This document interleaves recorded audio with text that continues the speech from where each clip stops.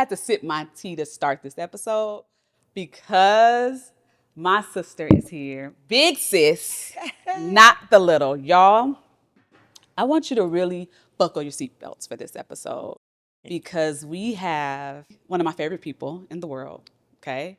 She is the most singingest, the most comedic, the most literally lovable person that I have the privilege of literally calling Big Sis. And I am excited to welcome her to the PK Pod. Y'all make some noise for my sister, April Nevels. I'm so excited to be here. Oh my God, Nevels, you're here. I am here in LA, the city of angels. The city of angels. That just makes I just sense. added an angel to the city Because because you I are can't. one. Yes, that's correct. I am excited to have you on I'm the pod excited. I'm today. so proud of you. Can I say that? Proud of I'm me. so proud of you, Jazz. Thank You're you. killing it. Oh.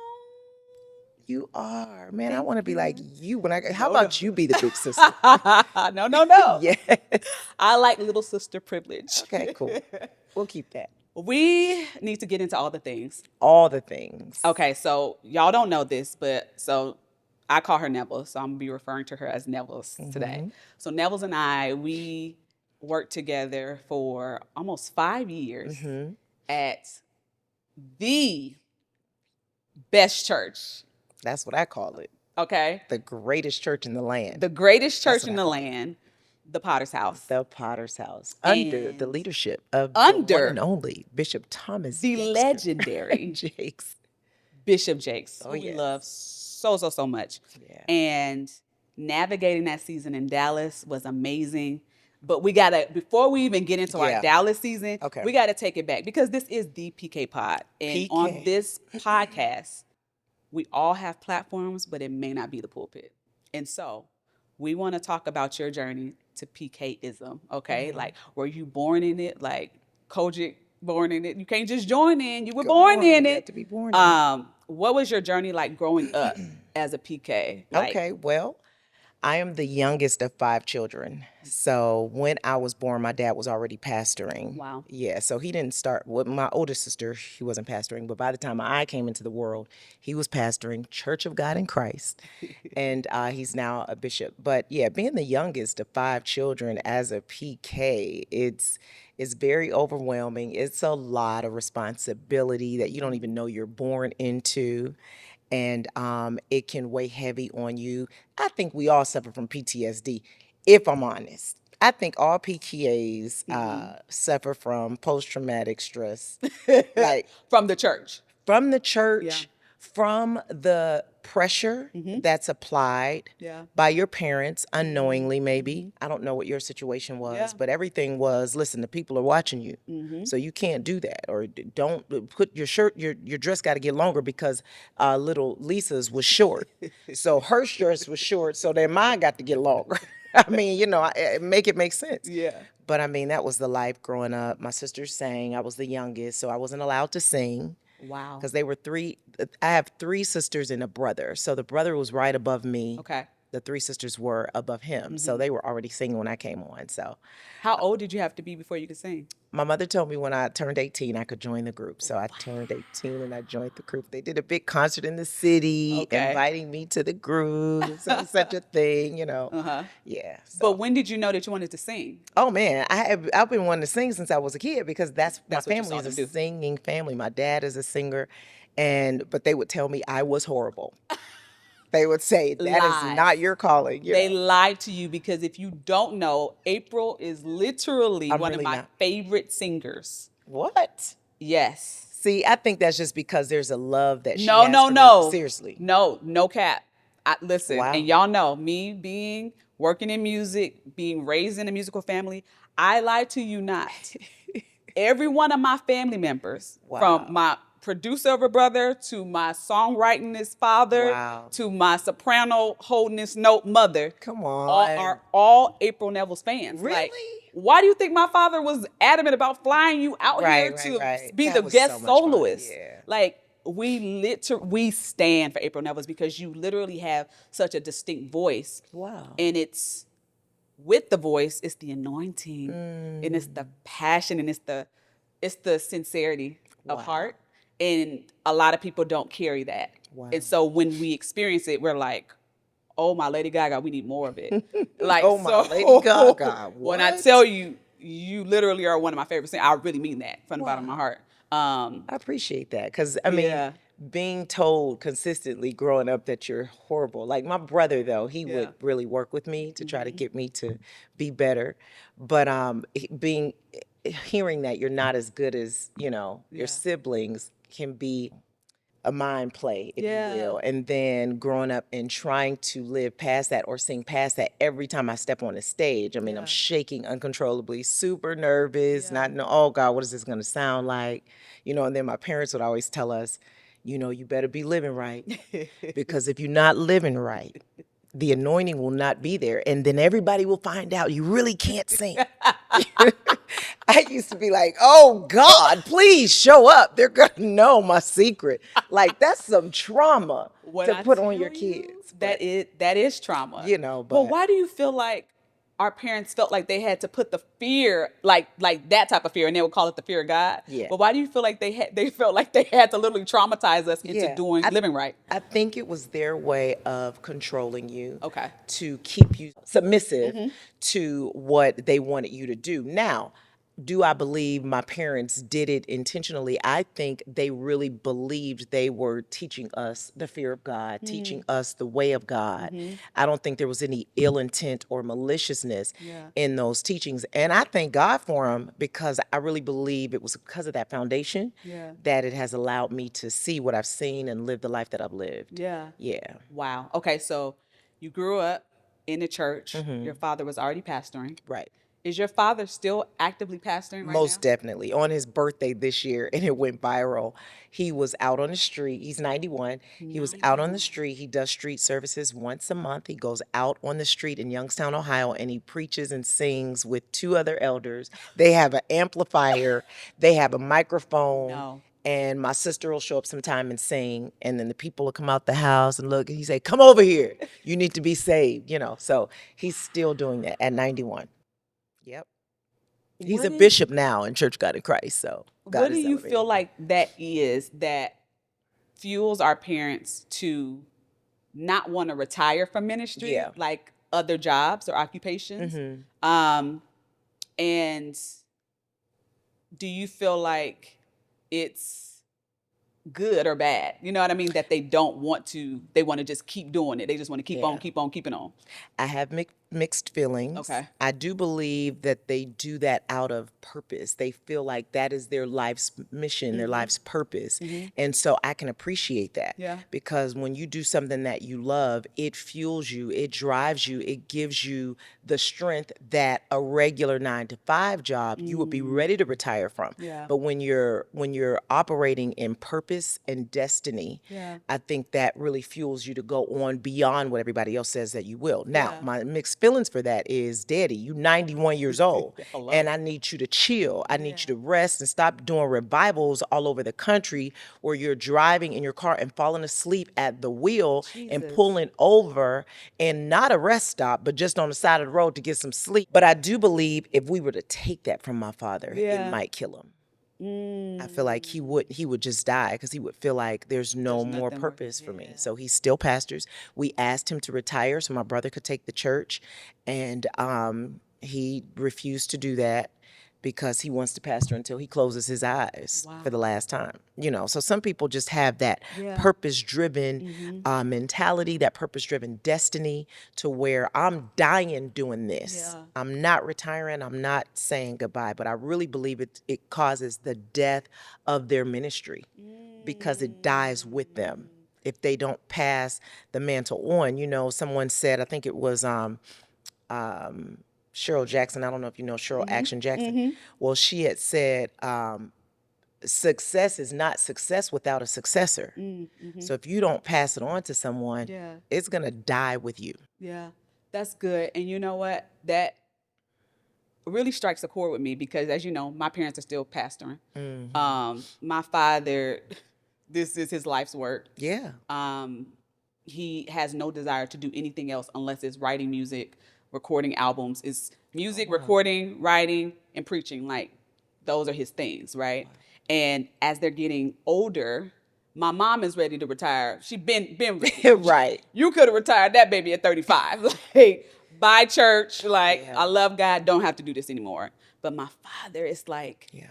he lives and breathes church. And so me and my brother, we struggle with seeing Yeah. them getting older and trying not to overstep, Mm-hmm. but also trying to use wisdom by supporting their dreams, but Yeah. also trying to be like, you getting old, Dad. Right. Like, have you thought about retirement? What does Yeah. that look like? And then it's the struggle, like you said, about the successor. And my father, you can't tell my father that me and Lamar are not coming to Sacramento to take over this church. Right. Like, Because that's what he wants. because that's what he wants, and Yeah. that can very well be his heart's desire, right? And so I think because he feels like that, because he believes that in his heart's desire, he is literally like, I'm continuing on until y'all get the memo. Sometimes it's to the detriment or to the demise of your own personal relationship. My parents were married 55 years, but my mom was ready to be done with the pastoring thing, like you said about your mom, and she just gave up one day and was just like, I'm not going back. And she stopped going to church for like 3 years. Jesus. Like, and I believe it was it's hard being leaders of us. Yeah. It's hard being a pastor's wife. Yeah. That's daunting, it's challenging, and then most of the time you're neglected. They call you the first lady, but you're really the last lady. Yeah. You're the last one that gets ministered to, you're the last one that's thought about, you're the Yeah. last one that's ever considered Yeah. when he's making decisions for the church. Yeah. Like, and so you either have to jump on board or you got to jump out the boat Yeah. because he's going to go Regardless. regardless. Yeah. And so my mother Which was is like, tough. okay, you gonna go regardless, I'm gonna go regardless. And she bounced in 2015 Wow. as far as the Lord, Like, as far as, like, she passed. Yeah. Yeah. But I really believe my mom passed from a being exhausted from being a first lady and from a broken heart. I don't think there was anything medically Medically. wrong. Mm-mm. Wow. She literally turned herself off and said, I'm leaving, and would have left way sooner, but we was praying, God, please, But yeah, I think she just was like, okay, I'm ready to clock out. And that's my, like, that's the thing. I don't want for our parents to get to the point of where they just don't want to be here anymore. They literally, the weight and the stress of ministry literally Yeah. takes a toll to where they physically are just like, you know what, whatever. Yeah. Like, I if this is what my lot is, I'm out of here. You know what I mean? It's Yeah. like, I want them to know that there's life more abundantly. There's more life. Like, there's life beyond the pulpit. There's life beyond the Sunday, experience. And I'm gonna tell you, when I was, I think about 12 years old, I was sitting we have this thing called noonday prayer at our church in Youngstown. And I was sitting next to my mom, and a lady stood up and testified, and she said, I'm believing God for a minivan and for my driver's license. And I had a little doll, I was playing with the doll, and I turned around and I looked at her, and I heard God say, that won't be you. And I was like, what does that mean? He said, that won't be you. You won't be here at noonday prayer, Tuesday night service, Friday night. And I didn't know I just said, okay. And I went back to playing my doll, but I told my father, I said, God told me that's not going to be me. I'm not going to be coming to Bible band and Friday night and Sunday morning. He kind of got upset. He was Yeah. like, okay, well, stop coming now, And I said, I don't know what it meant, but Yeah. I knew that would not be my lot. I did not want that for myself. Yeah. So that's when I made the decision to just leave. Wow. Yeah, Okay, so you left. I left. Let's talk about that, because a lot of people are scared to leave home to go after purpose, to go after the unknown. Come on. They don't know what's next. Right. They don't know. They just know that they cannot stay there, Yes. right? That part. That's all they know. A lot of times you don't know what's next. You just know I got to get out I of got to here. get out of here. And I was watching, Bishop Jakes was preaching this message about the nest, Okay. the eagle's nest. And he was talking about how in the beginning, it's the home of the eagle. That's their place, their comfort, their safety. But once it gets big and it starts to grow into its eagle status, the thorns of the nest starts to poke it. And it Wow. makes it uncomfortable. And they're trying to stay comfortable because that's the only thing they know as of home. Yeah. So when I was back at home and I went through a divorce, that's a whole nother podcast. You're going to have to schedule me for part two. Part two, But yeah. okay, so I went through the divorce. The divorce was completely shunned upon by the church. We didn't believe in divorce. So when I filed for divorce, it was definitely a no-no. And it caused, disruption in the church because my dad is a pastor. We're the model children. Remember, we have Yeah. to be the example. Yeah. After making that decision, I became the subject of every message. Wow. Every service. I would walk in, they would say, yeah, folks leaving their husbands, people divorcing, and just, and I would be like this. So I started scheduling myself to work where I didn't have to be there. But eventually it became so uncomfortable. Now, I didn't run in the middle of that trying season. I waited until I felt some level of healing. When I felt a level of healing, I felt a release. God said, okay, now you can go. So I talked to my dad, and I mean, it was just uncomfortable at home. It was uncomfortable in Youngstown. Me and my sisters, we were traveling, singing, and every time I go back to Youngstown, I would hate to be back there. Like, I gotta go somewhere. I don't know where, Yeah. but I gotta go somewhere. Yeah. And that's when I had the epiphany to move to Dallas, Texas. Dallas, Texas. Dallas, Texas. Packed up your car. Yep. Laced My up your PT boots. Cruiser. Put on your backpack. Yes. Like, literally, it's time to ride. With 19 trash bags in the back of my car. Wow. On welfare, newly divorced with two babies. Yeah. Without a clue as to what was next. No clue. No, I had no direction. All I knew was I got to get up out of here. Yeah. So I jumped in my car. The girls were with their dad for the summer, and I drove to Dallas, Texas, 19 hours in my PT Cruiser, which I remember that PT Cruiser. Do you? I remember that. That mug used to break down all the time. But God blessed it to get me here to Dallas, Texas. As soon as I got here, the engine blew, and it couldn't take me back. Yeah. That's what somebody said. That was just God's way of telling you, here can't now, go you back. ain't going back. Yeah. And I never went back. But that was the best decision Wow. of my life. Wow. So I tell people sometimes you don't know where you're going, what the next step is. But if God says go, and I heard him, I was in my apartment listening to Bishop Jakes, and he said, listen, get up and get to Dallas. You saying you can't come because you broke. He said, you could be broke anywhere. You could be broke in Dallas, Texas. And I thought about that. I said, I hate Youngstown. It's non-progressive. It's nothing here. Yeah, I could be broke in a place that I like. Yeah. That's pretty. Yeah. That's warm. No cold winters, So I made the decision to leave. Now, I will say I talked to my parents about it. My parents had always trained us, you do not move. You go out, do what you're going to do your ministry, but you always come back home.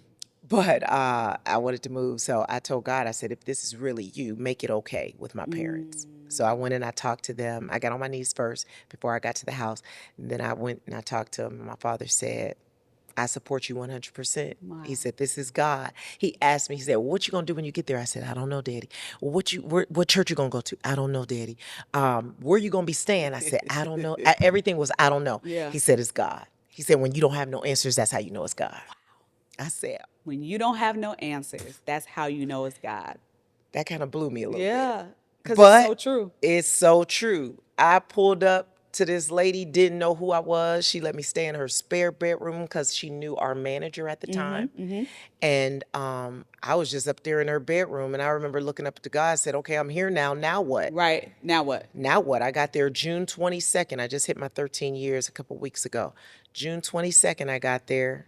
July 4th, they were cooking for 4th of July. I was still staying there, and Oscar Williams walked in the house. Wow. The homeowner didn't know him, but her husband knew him. And he was like, oh, you're one of the Neville sisters. And I said, yeah, who are you? I didn't know who he was. But anyway, long story short. He worked at the Potter's house. Yes, he worked at the Potter's house. 3 months later, he said, do you have a job yet? Wow. And then I got hired at the Potter's house. The rest is history. She got hired at the Potter's house. 3 months after I made the leap, took the leap, got in my car on welfare, drove 19 hours with trash bags in the back of my car, nothing but my clothes, staying in the spare bedroom. 3 months later, I get a call from TPH. we're looking for somebody for our music and fine arts department. Would you be interested? Did I ever tell you my Dallas story? I can't remember if I I don't told you how I know. got to Dallas.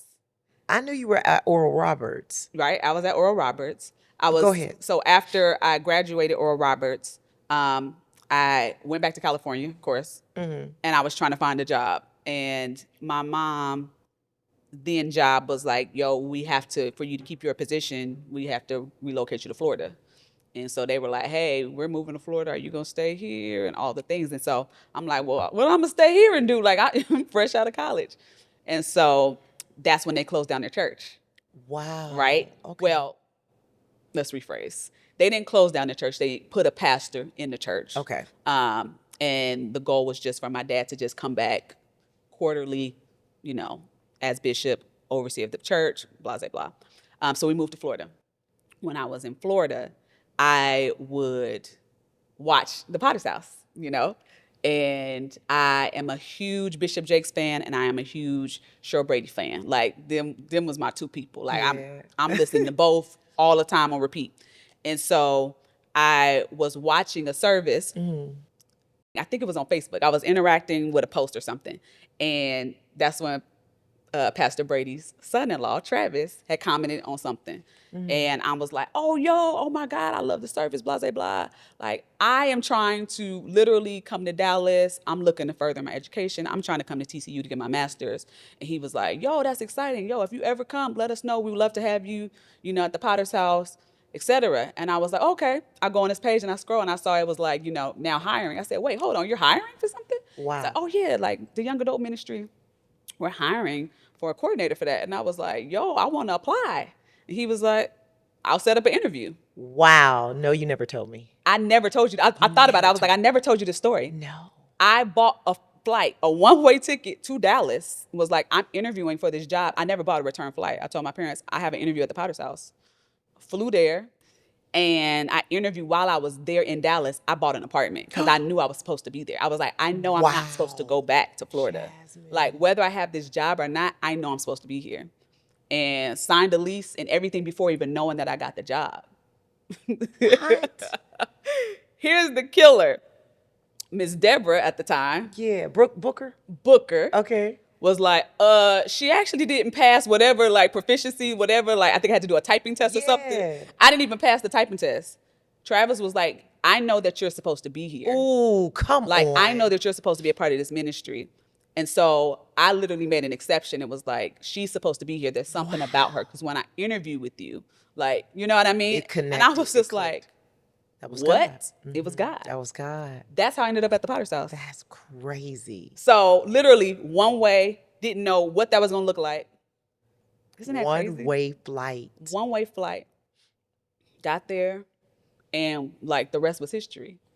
See, that's the kind of boldness that I'm talking about. Yeah. That's the kind of fearlessness. Now, to be honest, I mean, we do these things and people look at you in awe, and there is an element of fear that is still 100%. there, but you push past the fear and you do it anyway. Yeah. And I don't know, sometimes with me, I know when I relocated here, I was kind of like in a zombie mode. And I remember when I dropped back in my body. Now, I know that sounds crazy, but let me tell you something.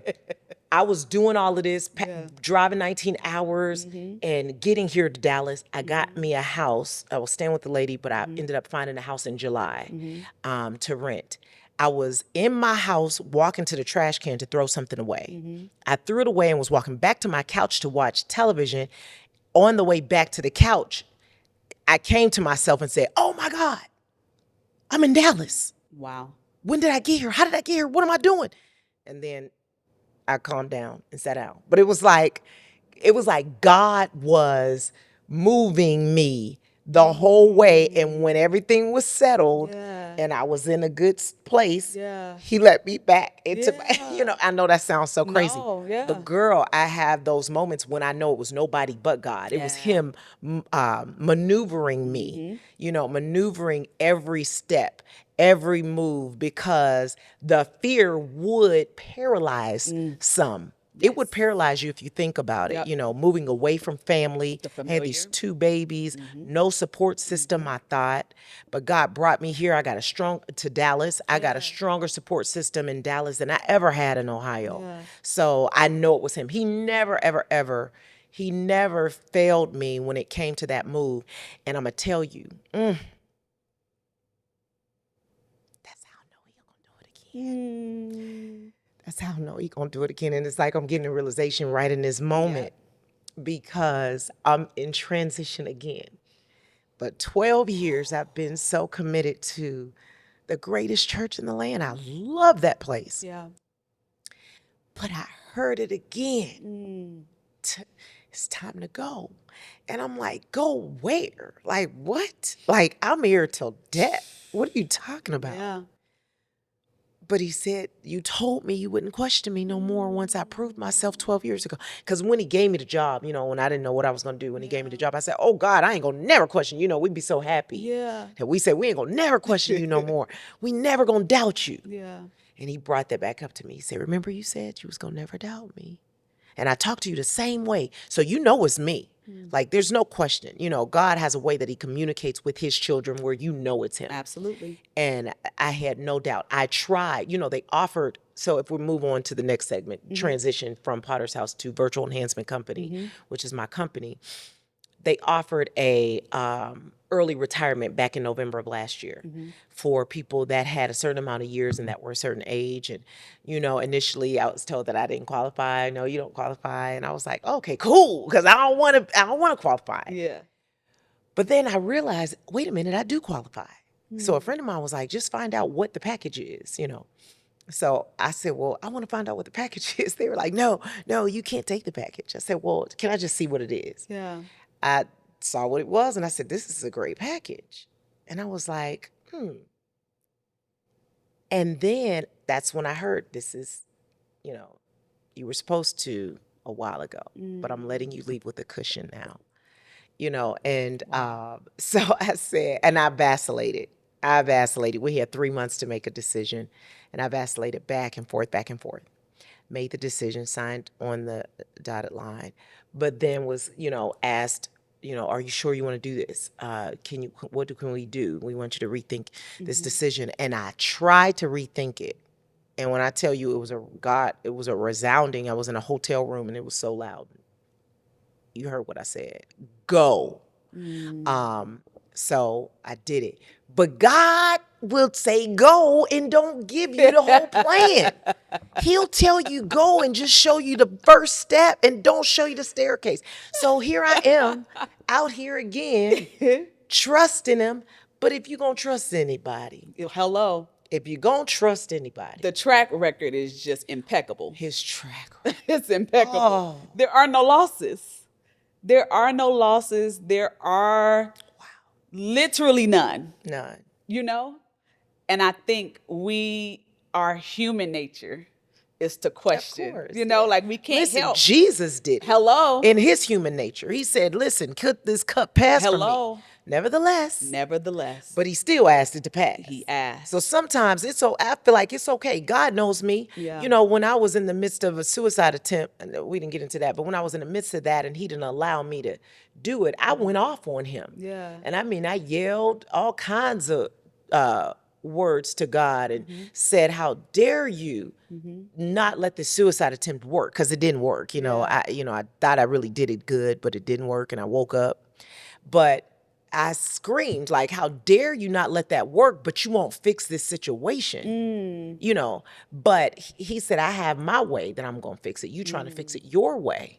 His ways are not our ways. His ways are not our ways. His thoughts are not our thoughts. But that don't mean I'm always going to be cool with your ways when I'm not omniscient. So I don't know what you're working out. Yeah. But he just kept saying, you know, wait, I want to show you something. Just wait. I got to show you something. Okay, so wait. Because we can't just scoop past the fact that you had a suicide attempt. Okay. Yes.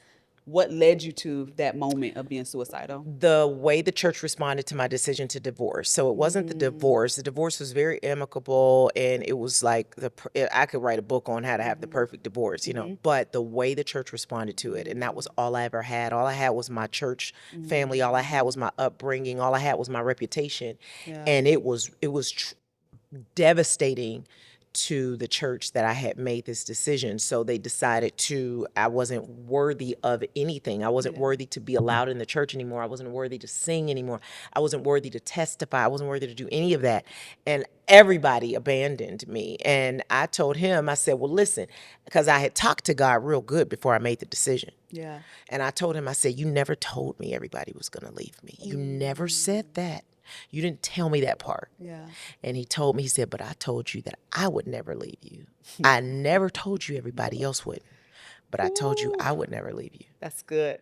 And I said, He said, if you have me. So I sat there on my bed, mad because I did not succeed.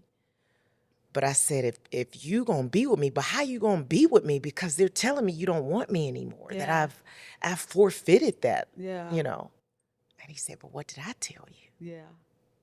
I said, but that's all I know about you is what they've told me. Yeah. All I knew about God was how my parents raised me. I didn't really have a personal relationship. Well, now it's developing. Yeah. You know, now I'm starting to have it. And he's talking to me on my bed after I screamed I didn't curse at God, but I mean, I was just yelling and going off on him. And he's like, okay, and what? I'm not leaving. I'm not going anywhere. So he would do little things like have a check show up in my mailbox or have my neighbor show up with 3 plates of food when I didn't know how I was going to feed the kids and say, I cooked too much. Do you have anything? And I'm like, and I got mad at the food. Like, why do you keep acting like you want me? Oof. Why are you doing that? And they told me you don't want me anymore. They won't even let me in there anymore. They told me I can't sing about you anymore. So, but you're giving me the opposite of what I know of you. Oh, God. He said, I'm trying to show you me. I'm trying to show you who I really am. Yeah. So that's when I learned who he was, on the bed of suicide when he refused to leave. Wow. And he said, you can't Yeah. end your life when I'm not ready for you to end it. You know, I still have something to show you. And 3 years later, I was in Dallas, Texas, and he showed me the most amazing, miraculous healing process ever known to myself. Yeah. You know, and God allowed me to heal at TPH. Yes. He allowed me to heal. That is a place for healing. Woo. And it will lick your wounds. Oh, my and when I goodness. tell you, put you back together, I was able to not be a PK. Let's talk about that, because I was literally just about to say, we have to talk about the parallel of us being PKs, working for another pastor, and how that affected our fathers who are preachers. Because it did. Yes. And I think what our fathers and our families didn't realize is the healing that we needed. Yes. From being under another ministry, to literally have nobody know our names, right? Right. To be able to blend in, to not have the title looming over us. I don't think they understand how essential that season was. But also, I wasn't thinking about my father's feelings when I was working at the Potter's House. Come on. I'm thinking more so, this is an opportunity to learn from the greatest church that we all, whether Black America, white America, we all know who Bishop T.D. Jakes is. Yeah. Like, what a privilege it is Yeah. to be able to sit under this ministry and learn and serve and work. Yeah. If anything, I'll be able to get skills and knowledge to be able to use later on, right? So I don't think that our fathers understood how we needed that season for healing. They more so looked at it as a place of like, how could you be at another pastor's ministry serving and working when I could use you? I know for a fact that's how my father felt. He later told me that. But it was so pivotal to my development as a woman and as a believer. Like, it was so huge for me to have that moment of healing, to be able to be seen by God alone. Like I didn't need anybody else focused on anything Right. else that I'm doing. I just needed that growth and development season for me and God. Yeah. You know what I mean? Yes, definitely. And that's what I needed. God knew what I needed, and that's why He sent me there. And I mean, now I heard, because, anybody that knows me knows that I talk about TPH all the time. So I'm on my social media. And so every service, I get in the car and tell everybody, oh my God, church was so amazing. You got to go back and watch the rebroadcast. Yeah. Well, those started to get back to my dad. Yeah. And it got word to me that, oh, your father is so hurt that you're online always talking about another bishop and you're not talking about him. And I told a friend that lived in Dallas, and they were like, maybe you should chill on it. Maybe you should stop doing that. So for a minute, I stopped because I didn't want to offend my dad. I already was gone. I already wasn't serving. Now I'm on here blasting another pastor. And I stopped, and then I thought about that thing. I said, I'm telling people to go listen to the word of God that's going to change their life like it changed mine. I'm getting back. I said, listen, Jeremiah tried to say he wasn't going to say nothing else. Jeremiah said, listen, I ain't telling y'all nothing else about the word. Yeah. But then it was like fire. And one Sunday, that Bishop Jakes preached like he was losing his mind, and it was like fire. I was in the car driving like, I'm not going to say anything. I'm not going to say. And I hit record on my phone. I said, oh my God, you got to go watch the replay. It came out like a freaking volcano erupting. I'm sorry, I said freaking.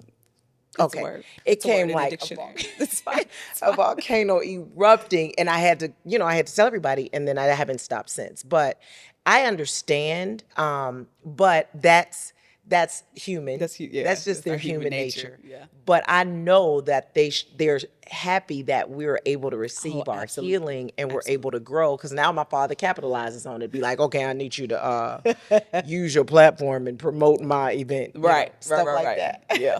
But it was that right there, being a part of that ministry definitely grew me. It healed me, but then it grew me mentally and professionally. And it allowed me to learn how to function in a progressive church. Yeah. And the level of excellence. And Bishop saw things in me that I didn't see in myself, moved me from the music department to the e-church department, where I was able to engage our online audience, which was like 80,000 people strong. Wow. And those are actual members, not people that tune in. Yeah. But so from there, that's when I took the early retirement, and I transitioned into my own company, Virtual Enhancement Company, which helps. So tell us about that company. Yeah, Virtual Enhancement Company, we specialize in helping churches build their online church. So help them build the infrastructure needed for them to be able to accept online members, not just streaming. A lot of people stream services, but they don't have an online campus. So that's what I specialize in. Transforming viewers from just passive viewing to activation in the Sunday morning worship experience, and being actually active in the church they call home virtually. Yes. Oh my God. Yeah. That's so needed for so many churches around the globe, because if we're honest, so many of our parents, our family members, our friends that are pastoring, we know have ministries that are just on Facebook Live, and they haven't been able to pivot successfully to online church. Yeah. And so we here at the PK Pod, we are big supporters of all of our PKs. And so I'm super excited to support your business. Thank you, Jazz. I think we need to do a giveaway, because I want to help pastors, people that are thinking about starting churches, get connected to the insight, the resources of VEC. Yes. That's what I like to call it. VEC, to be able to not have to work harder, but work smarter. You know what I mean? Like we too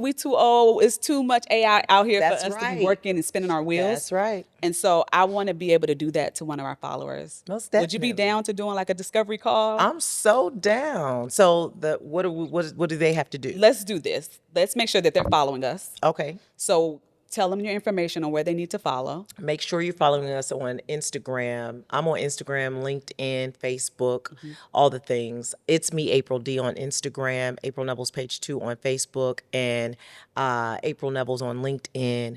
Virtual Enhancement Company, we're on Instagram right now, so just search at Virtual Enhancement Company. You can visit us on our website, virtualenhancementco.com, and go there and make sure you're following all of our social media platforms, and then schedule a discovery call. I'll do it for free.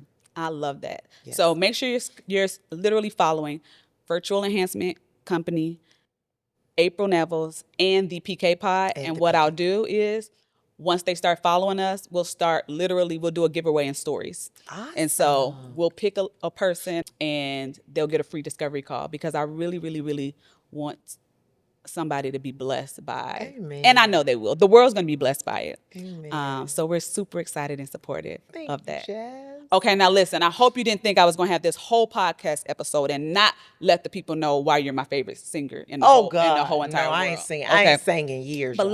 let me tell y'all why she's going to sing for us today.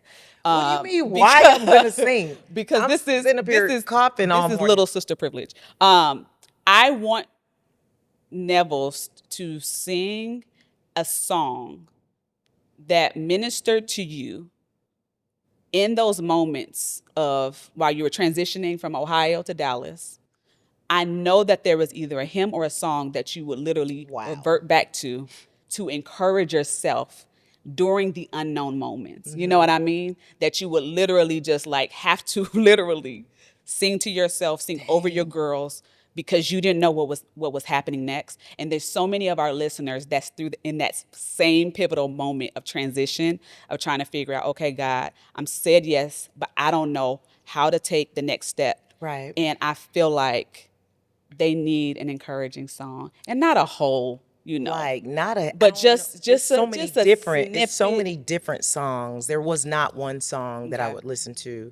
I listened to a lot of Mary Mary. Mary Mary's music has just almost been the soundtrack of every transition of my life.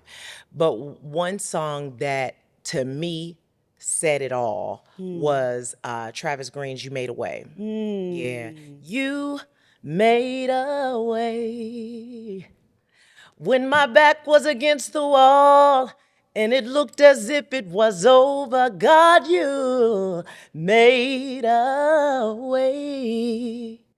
So I'm standing here only because you made a way. Yes, that right there sums it up. I'm only standing here. I should be dead. I really should be dead. It's when he moves the mountains, you Oh. call like the You whole moved mountains. woo, the whole thing. Woo! You cause walls to fall with your power. Performed miracles. There is nothing that's impossible. And you're sitting there only because God made. And I'm sitting here only because God made. We are standing here only because God made a way. April Nevels, Yes, he everybody, ladies and gentlemen. I love you. I love you so much. Thank you for coming on the pod. Thank you for letting me come. Will I'm you in come LA, back? y'all. Will you come back and sit Oh, with yes. us? I plan on coming back a lot.